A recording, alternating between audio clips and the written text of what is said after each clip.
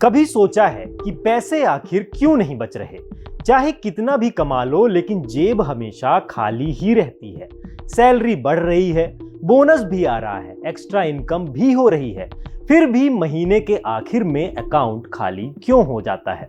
पैसा आता है और जैसे ही आता है वैसे ही चला भी जाता है। चाहे आप 10,000, 15,000 कमा रहे हो या 1.5 लाख हर महीने की ही क्यों ना कमा रहे हो, लेकिन 25 से 27 तारीख को पैसे खत्म हो जाते हैं। और ये समस्या किसी एक आदमी की नहीं है, ये भारत में हर दूसरे व्यक्ति की कहानी है।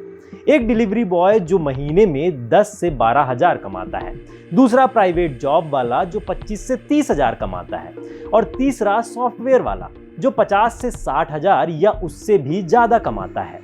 लेकिन तीनों की इनकम तो सेम है, मगर समस्या बिल्कुल एक। महीने के आखिरी दिनों में जेब में 1 रुपया नहीं बचता। इनकम अलग अलग है लेकिन दिक्कत एक है।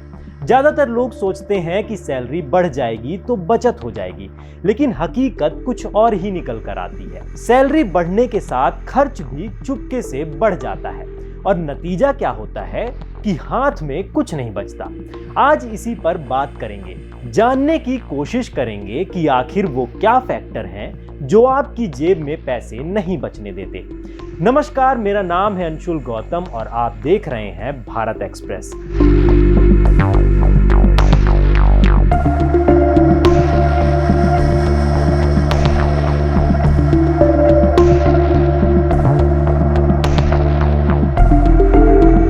इसकी शुरुआत होती है आपकी डेली लाइफ से। ऑफिस से थके हारे घर आए, मूड खराब है या लो फील हो रहा, तो फोन उठाया और फ्लिपकार्ट या अमेज़न पर एक क्लिक में नया शर्ट या गैजेट ऑर्डर कर दिया।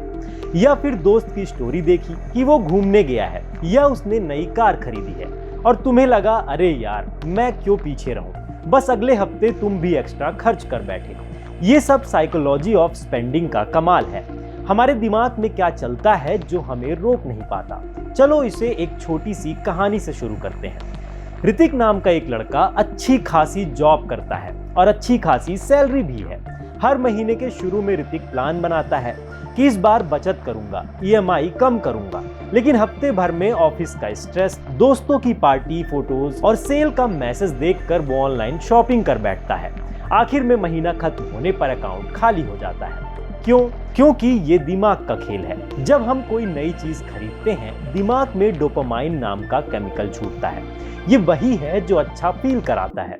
MIT स्लोन की 2021 की स्टडी में fMRI स्कैन से पता चला कि क्रेडिट कार्ड यूज करते समय दिमाग का रिवॉर्ड सेंटर यानी कि स्ट्राइटम और ज्यादा एक्टिव हो जाता है। मतलब कार्ड से खरीदने पर दिमाग को लगता है जैसे इनाम मिल रहा हो। स्टेप ऑन द गैस वाला इफेक्ट दिमाग को लगता है। इसको ऐसे समझो कि ऋतिक को ऑफिस में प्रमोशन मिला। वो इतना खुश हुआ कि उसने खुशी के मारे नया फोन देखा और तुरंत ऑर्डर कर दिया। डोपामाइन ने खुशी दी, लेकिन बाद में बिल देखकर पछतावा हुआ। रिसर्च कहती है कि ये रिवॉर्ड सेंटर ड्रग्स जैसा एडिक्शन भी पैदा करता है। फिर आता है इमोशनल स्पेंडिंग। तनाव, उदासी या बोरियत में हम खर्च बढ़ा देते हैं ताकि खुद को बेहतर फील कराएं। कैशनेट यूएसए की 2025 से 26 सर्वे में पता चला कि औसत अमेरिकन साल में 107 बार रिटेल थेरेपी करता है। मिलेनियल्स तो 160 बार। मतलब ऑन एन एवरेज एक आदमी साल में $4,589 यानी कि करीब 3.8 लाख रुपए सिर्फ मूड ठीक करने के लिए खर्च कर देता है।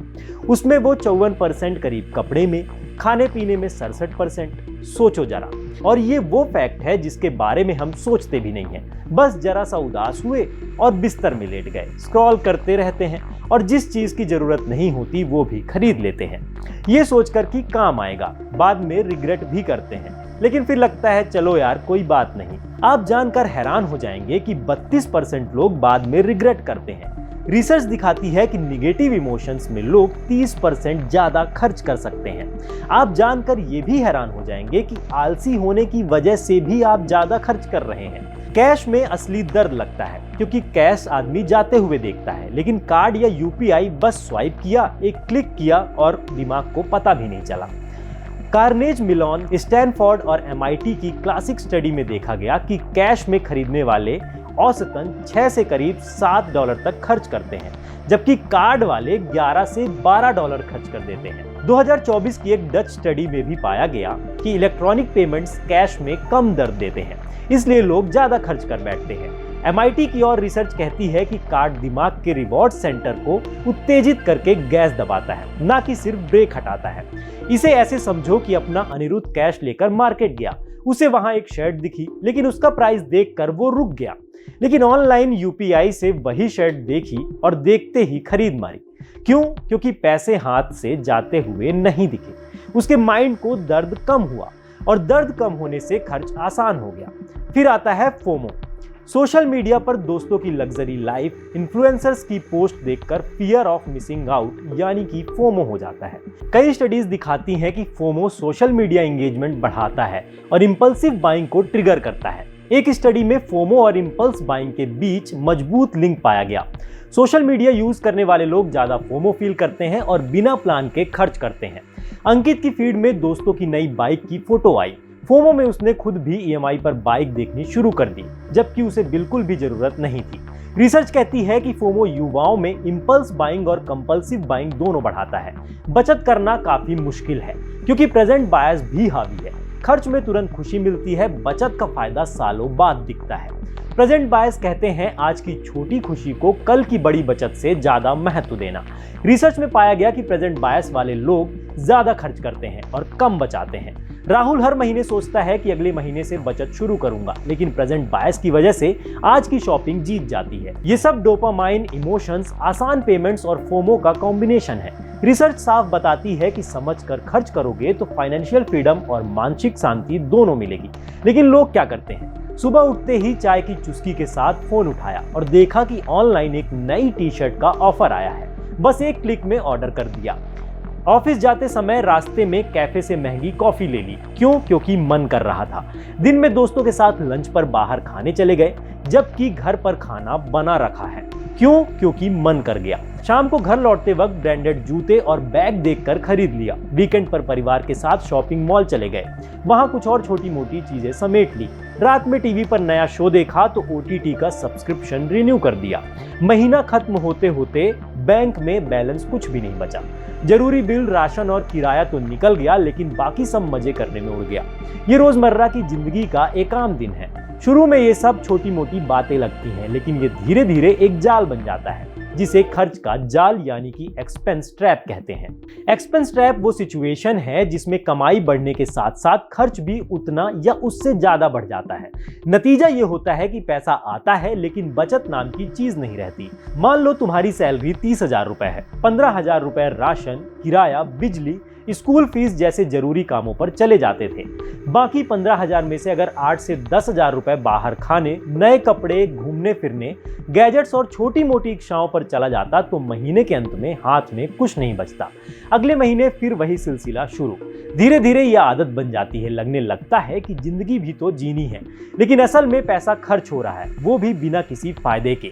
सरकार की ताजा रिपोर्ट बताती है कि 2023 से 24 में गांवों में एक व्यक्ति का एवरेज महीने का खर्च 4,000 से 5,000 रुपए है। शहरों में ये 6 से 7,000 रुपए पहुंच गया।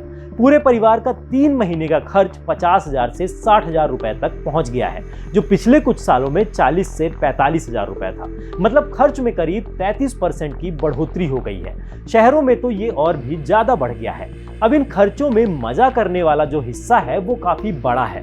पहले लोग ज्यादातर पैसा खाने पीने और कपड़े, मकान पर लगाते थे। अब कुल खर्च का करीब 36% हिस्सा बाहर खाना, घूमना, नया सामान, फैशन और एंटरटेनमेंट पर जा रहा है।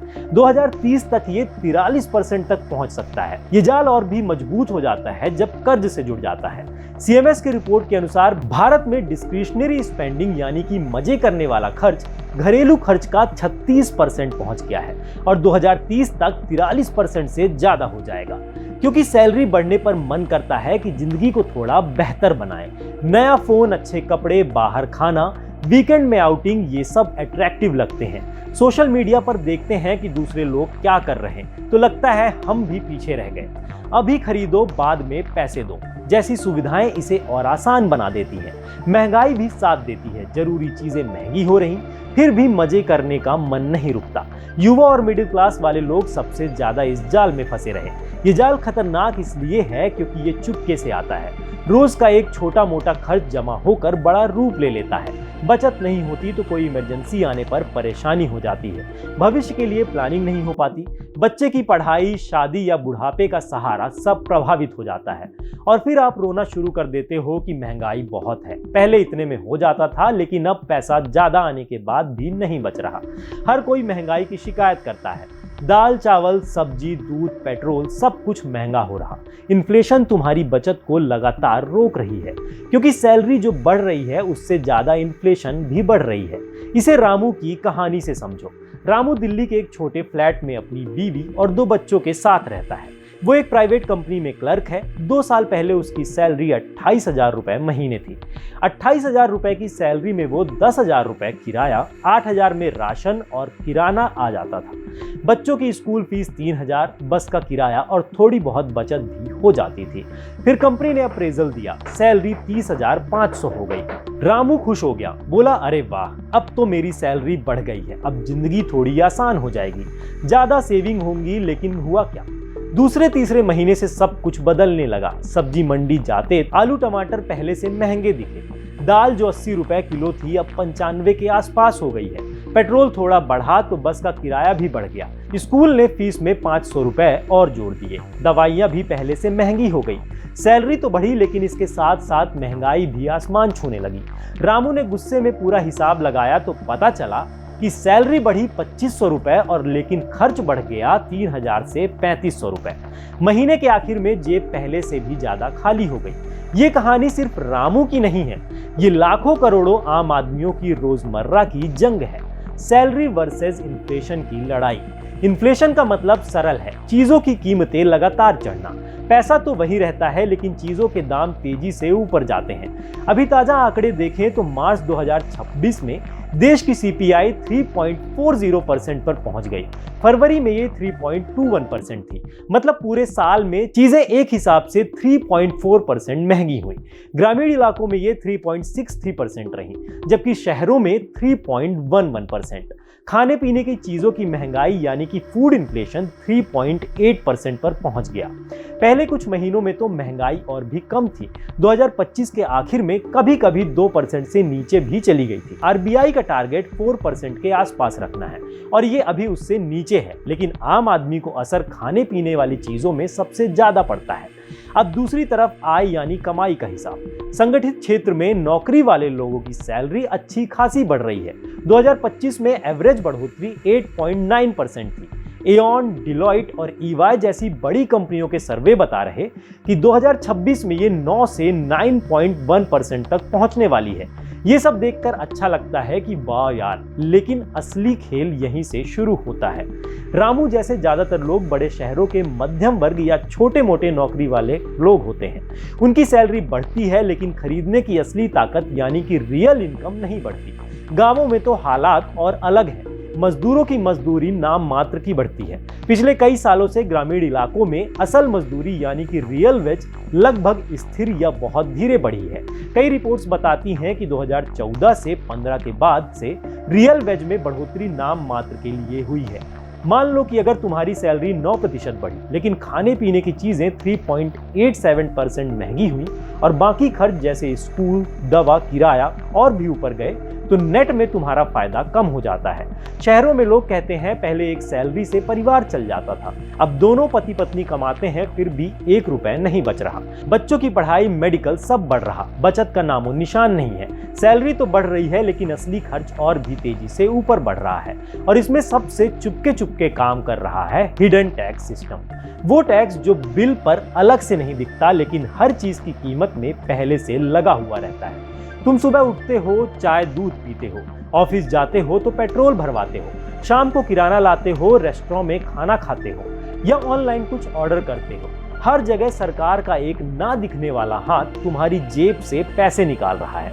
ये hidden tax GST, excise duty, cess और सरचार्ज के रूप में आता है। गरीब हो या अमीर, हर किसी पर इसका बराबर बोझ पड़ता है। लेकिन मिडिल क्लास सबसे ज्यादा परेशान है, क्योंकि वो इनकम टैक्स भी भरता है और रोजमर्रा की हर चीज पर ये छिपे टैक्स का बोझ भी उठाता है। सबसे बड़ा उदाहरण है पेट्रोल और डीजल। अप्रैल 2026 में दिल्ली, मुंबई जैसे मेट्रो शहरों में पेट्रोल 94 से 103 रुपए प्रति लीटर के आसपास चल रहा है। इसमें से करीब 40 से 50% तक टैक्स है। केंद्र सरकार excise duty, special additional excise, road and infrastructure cess, agriculture infrastructure cess लगाती है। हाल ही में मार्च 2026 में सरकार ने पेट्रोल पर स्पेशल एडिशनल एक्साइज को 13 रुपए से घटाकर 3 रुपए प्रति लीटर कर दिया और डीजल पर 0 कर दिया। लेकिन फिर भी कुल टैक्स का बोझ काफी है। राज्य सरकारें वैट लगाती हैं, जो अलग अलग राज्यों में 15 से 25% तक हो सकता है। और इन सब का नतीजा ये होता है कि आप 100 रुपए का पेट्रोल भराते हो तो आधा पैसा टैक्स में चला जाता है। और ये सिर्फ गाड़ी का खर्च नहीं बढ़ाता, ट्रक, बस, सामान की ढुलाई, सब कुछ महंगा हो जाता है। दाल, चावल, सब्जी, दूध, हर रोजमर्रा की चीजों की कीमतें लगातार बढ़ती जाती हैं। और फिर आता है जीएसटी। आप किराने का सामान, बिस्किट, साबुन, मोबाइल, कपड़े लेते हो, रेस्टोरेंट का बिल भरते हो, इन सभी चीजों पर 5%, 12%, 18% या 28% जीएसटी लगा हुआ है। कई प्रोडक्ट पर इनपुट टैक्स क्रेडिट नहीं मिलता, तो दुकानदार या कंपनी वो बोझ सीधे तुम पर डाल देती है। कुछ चीजों पर एक्स्ट्रा सेस भी मिलता है, जैसे लग्जरी आइटम्स या सिम गुड्स पर। फरवरी 2026 से पान मसाला, सिगरेट जैसी चीजों पर नया HSNS सेस और 40% जीएसटी सेस स्ट्रक्चर आ गया है। ये सब मिलकर रोज की खरीदारी को महंगा बना देते हैं। लेकिन सबसे बड़ा हिडन टैक्स है सेस और सरचार्ज। ये किसी खास काम के नाम पर लगाए जाते हैं, जैसे health and education cess, road and infrastructure cess, agriculture infrastructure cess, Swachh Bharat cess वगैरह। 2016 से 17 में ये कुल 1.99 लाख करोड़ के आसपास थे, लेकिन 2026 से 27 में बजट अनुमान के मुताबिक 6.3 लाख करोड़ तक पहुंच गए, यानी कि 10 साल में 3 गुना बढ़ोतरी। ये सेस मुख्य टैक्स रेवेन्यू का 14 से 16% हिस्सा ले रहे हैं। समस्या ये है कि कई सेस राज्यों के साथ शेयर नहीं होते, सिर्फ केंद्र के पास रह जाता है। सीएजी और एक्सपर्ट्स कह चुके हैं कि हजारों करोड़ के फंड्स बेकार पड़े रहते हैं या इनका सही से इस्तेमाल नहीं हो रहा। 2026 से 27 बजट में इनडायरेक्ट टैक्स की ग्रोथ सिर्फ 3% रखी गई, जबकि डायरेक्ट टैक्स में थोड़ी बढ़ोतरी है। जीएसटी कलेक्शन अच्छा चल रहा है। मार्च 2026 में ग्रॉस जीएसटी 2 लाख करोड़ के पार गया और पूरे फाइनेंशियल ईयर 2026 में नेट जीएसटी करीब 19.3 लाख करोड़ रहा। लेकिन हिडन सेस चार्ज का बोझ कम नहीं हुआ। नया इनकम टैक्स एक्ट भी अप्रैल 2026 से लागू हो गया, जिसमें कुछ स्लैब में राहत है। लेकिन महंगाई और हिडन टैक्स ने वो फायदा भी काफी हद तक खा लिया। ये सिस्टम क्यों बना है? सरकार कहती है कि इनकम टैक्स तो सिर्फ 2 से 3% लोग भरते हैं, बाकी 97% से पैसे लेने का आसान रास्ता अप्रत्यक्ष और हिडन टैक्स है। लेकिन ये रिग्रेसिव सिस्टम है, मतलब गरीब और अमीर दोनों पर बराबर बोझ पड़ रहा। लेकिन मिडिल क्लास इसकी डबल मार झेलता है। सैलरी से टीडीएस कटता है और रोज की हर चीज पर जीएसटी, सेस, महंगाई का बोझ उठाना पड़ता है। असली इन्फ्लेशन खाने पीने में 7 से 11%, स्वास्थ्य और शिक्षा में 8 से 14% तक महसूस होती है। सरकार टैक्स से सड़कें, इंफ्रास्ट्रक्चर, शिक्षा, स्वास्थ्य के लिए पैसा जुटाती है, जो जरूरी भी है, लेकिन समस्या पारदर्शिता की कमी है। आम आदमी नहीं जान पाता कि उसका पैसा कहां जा रहा और कितना सही इस्तेमाल हो रहा। सेस का पैसा कई बार खास उद्देश्य के लिए इकट्ठा होता है, लेकिन रिपोर्ट्स कहती हैं कि स्टेट्स को पूरा शेयर नहीं मिलता और प्रभावी शेयर घट रहा है। लेकिन दूसरे देशों में कंपेयर करें तो कई विकसित देशों में हिडन टैक्स सिस्टम भारत से बेहतर और ज्यादा पारदर्शी है। जैसे यूएसए में फेडरल वैट जैसा सिस्टम नहीं है। वहां सिर्फ राज्य स्तर पर सेल्स टैक्स, जो आमतौर पर 2.9% से 7.25% तक होता है, भारत के जीएसटी से काफी कम और सरल। पेट्रोल पर भी टैक्स भारत जितना नहीं है। वहां डायरेक्ट टैक्स का आधार ज्यादा चौड़ा है, इसलिए हिडन टैक्स का बोझ कम पड़ता है। मिडिल क्लास को महंगाई का बोझ हल्का लगता है, क्योंकि सेवाएं जैसे हेल्थ केयर और एजुकेशन में प्राइवेट ऑप्शंस बेहतर हैं और टैक्स रिटर्न ज्यादा साफ सुथरा है। सिंगापुर का एग्जाम्पल उठाकर देख लो, वहां जीएसटी सिर्फ 9% है, जो भारत से काफी कम है। Personal income tax top rate 24% तक है, लेकिन कैपिटल गेन्स और कुछ इनकम पर टैक्स नहीं लगता। सिस्टम बहुत पारदर्शी और सिंपल है, जिससे बचत और इन्वेस्टमेंट आसान हो जाते हैं। सरकार हिडन टैक्स पर कम निर्भर रहती है और डायरेक्ट टैक्स का बेस मजबूत है।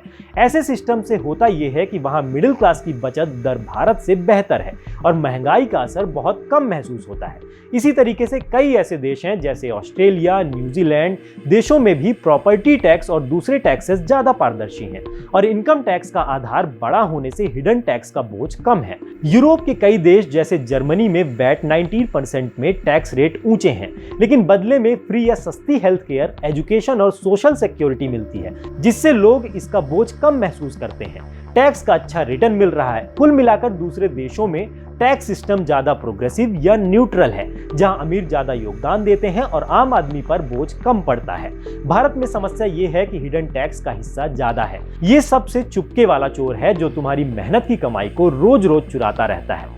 जब सैलरी बढ़ती है लेकिन जेब खाली रहती है तो इसका बड़ा हिस्सा इसी टैक्स पर पड़ता है। यहीं से शुरू होता है लोन और ईएमआई का जाल।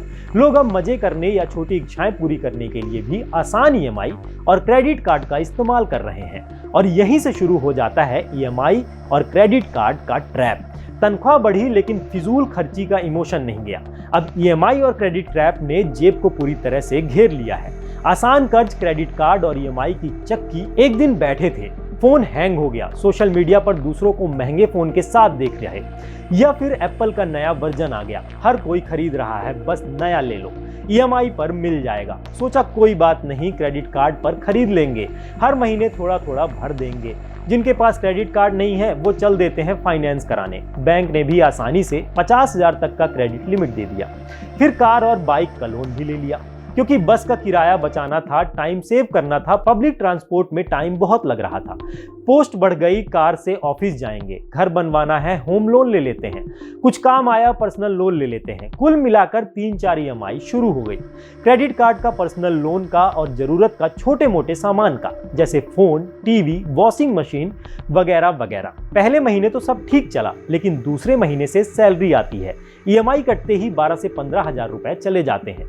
बाकी बिल, किराना, किराया सब मिलाकर महीने के आखिर में जेब में कुछ नहीं बचता। क्रेडिट कार्ड का बिल आता है तो सिर्फ मिनिमम ड्यू 2-3 हजार भर देते हैं, बाकी ब्याज पर चढ़ा देते हैं। 18 से 36% तक का ब्याज लगता है। अब आपको पता ही नहीं कि वो कर्ज बढ़ गया। अब हर महीने ब्याज में ही 4 से 5,000 रुपए जा रहे। ये कहानी सिर्फ एक व्यक्ति की नहीं, आजकल के लाखों करोड़ों आम आदमी इसी क्रेडिट ट्रैप में फंसे हैं। आरबीआई की ताजा रिपोर्ट्स कहती हैं कि मार्च 2025 तक घरेलू कर्ज जीडीपी का 41.3% पहुंच गया। पहले ये 5 साल के औसत 38% के आसपास था। अब कुछ जगहों पर 42 से 43% तक की खबरें भी आ रही हैं। कुल घरेलू कर्ज करीब 15.7 लाख करोड़ रुपए हो गया है। मतलब 28 करोड़ से ज्यादा लोग कर्ज के बोझ तले हैं। ऑन एन एवरेज हर भारतीय पर लगभग कर्ज है। 2 साल पहले ये 3.9 लाख था। सबसे बड़ा खतरा तो अनहाउसिंग रिटेल लोन में है, यानी personal loan, credit card, car loan वगैरह। ये सब घरेलू कर्ज का 55% हिस्सा बन गए हैं। लोग इन्हें खाने पीने, शादी, फोन, बाइक या छोटी मोटी जरूरतों के लिए ले रहे हैं। आरबीआई कहता है कि मिडिल क्लास के 5 से 10% परिवार अब डेट ट्रैप में फंस चुके हैं। नॉन हाउसिंग डेट इनकम का 32% पहुंच गया है। मतलब सैलरी का 1/3 हिस्सा सिर्फ कर्ज चुकाने में चला जा रहा। कई परिवारों में तो ईएमआई मिलाकर 40% या उससे ज्यादा इनकम खा जाते हैं। पहले लोग कर्ज सिर्फ घर या बिजनेस के लिए लेते थे। अब आसान ईएमआई, बाय नाउ पे लेटर और क्रेडिट कार्ड की वजह से छोटी छोटी चीजें भी कर्ज पर खरीदी जा रही हैं। पर्सनल लोन 2025 में अच्छे खासे बढ़े। क्रेडिट कार्ड का आउटस्टैंडिंग बिल भी रिकॉर्ड पर है। युवा तो और ज्यादा फंस रहे हैं। आजकल के युवा 50,000 से कम का लोन बड़ी ही आसानी से ले लेते हैं, ये सोचकर कि भर देंगे। आप जानकर हैरान हो जाएंगे कि 68% लोगों के पास पहले से 3 या ज्यादा लोन चल रहे होते हैं। ब्याज ऊंचा और सैलरी बढ़ती है धीमे धीमे। नतीजा ये होता है कि ईएमआई बढ़ते जाती है, बचत जीरो, फिर नया लोन लेकर पुराना लोन चुकाने की कोशिश। ये है क्रेडिट ट्रैप की असली सच्चाई। पहले एक ईएमआई शुरू हुई, फिर थोड़ी सैलरी बढ़ी तो दूसरी ईएमआई करते करते 3-4 ईएमआई शुरू हो गई। महंगाई तो पहले से हावी थी, अब ईएमआई ने पूरी जिंदगी को घेर लिया है। और आखिर में कहना पड़ जाता है कि पहले एक सैलरी से चल जाता था, अब दोनों कमाते हैं फिर भी ईएमआई के आगे कुछ नहीं बचता। आज भारत में हर दूसरा आदमी इसी ट्रैप में फंसा है। आरबीआई भी चेतावनी दे रहा है कि खपत अब कर्ज से चल रही है, ना कि कमाई से। पैसा कमाना तो हम सब कर रहे हैं, लेकिन उसे रोकना और बढ़ाना बहुत कम लोग जानते हैं। छोटी छोटी आदतें, रोजमर्रा के फैसले और पैसे को देखने का तरीका ही तय करता है कि आखिरकार आपका पैसा कहां जा रहा। चाहे आप कितना भी कमा लें, अगर खर्च का पैटर्न वही पुराना रहा तो हर महीने आखिर में खाली हाथ ही रह जाएंगे। ये कोई एक दिन की समस्या नहीं है, ये एक ऐसी आदत है जो धीरे धीरे आपकी कमाई को निगल जाती है और आपको आगे बढ़ने नहीं देती। कई लोग सालों तक मेहनत करते रहते हैं, तरक्की भी करते हैं, लेकिन आर्थिक तौर पर जहां थे वहीं रह जाते हैं। साइकोलॉजी ऑफ मनी बुक में भी यही बताया गया है कि लोग ज्यादा पैसे कमाने से बड़े आदमी नहीं बनते हैं, बल्कि अपने खर्च को कंट्रोल करके सही प्लानिंग करने से बड़े आदमी बनते हैं। अपनी सैलरी को 3 हिस्सों में बांटना सीखो। 50% जो रोजमर्रा की जरूरी खर्च हो उनके लिए निकालो, 30% में अपने शौक पूरे करो और 20% हर महीने सेव करो। बचत करो, अपनी इन्वेस्टमेंट्स बढ़ाओ और ईएमआई और क्रेडिट पर कंट्रोल रखो। इमरजेंसी फंड्स बनाओ और सबसे जरूरी, दूसरों को देखकर खुद की लाइफस्टाइल मत बदलो। अपने एक्सपेंसेस मत बढ़ाओ, क्योंकि कमाई नहीं, आदत बदलना सॉल्यूशन है। जब तक खर्च पर कंट्रोल नहीं होगा तब तक लाखों कमा लोगे, लेकिन जेब खाली ही रहेगी। कमाई नहीं, बचत को प्रायोरिटी बनाओ, क्योंकि अमीर वही बनता है जो पैसा रोकना सीख जाता है। नमस्कार।